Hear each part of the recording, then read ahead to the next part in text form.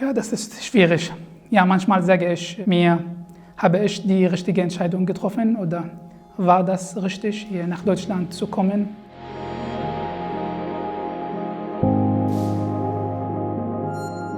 Ich bin mir bewusst, dass das immer eine zweischneidige Sache ist. Jemand, der aus dem Ausland kommt, hinterlässt dort auch immer eine Lücke.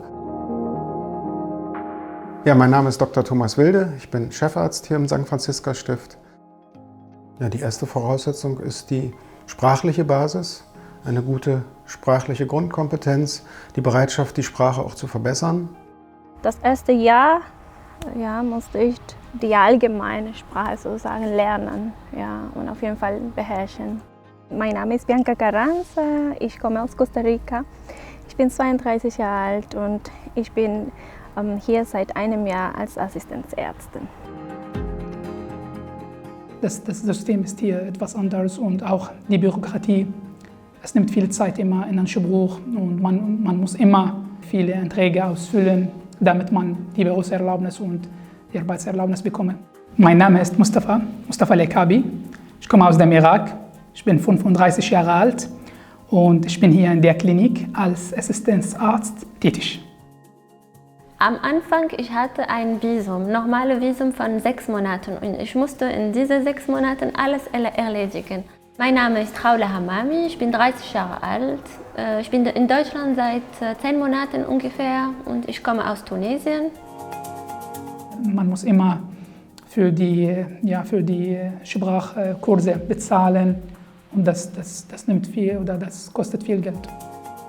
Als ich hier kam, war ich nicht sicher, was genau ich als Ärztin machen musste, weil die Information zum Beispiel im Internet ein bisschen schwierig ist. Wir als Ärzte und Therapeuten in der Reha sind Gutachter und Therapeuten in einer Person.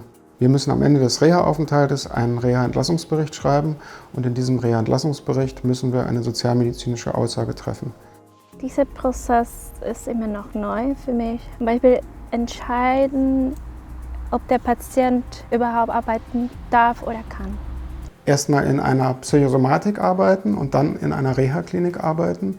Das sind spezielle Anforderungen, die eben anders sind als in einem Akutkrankenhaus. Der Stress ist viel weniger als bei akuten Krankenhäusern oder bei akuten Fällen. Ich fand das hier einfacher zu arbeiten, weil wir haben feste Termine mit jeder Patientin und sie kommen, wir haben Zeit zu besprechen. Ich brauche ungefähr 1 Stunde pro Patient. In Tunesien wir können nicht das machen.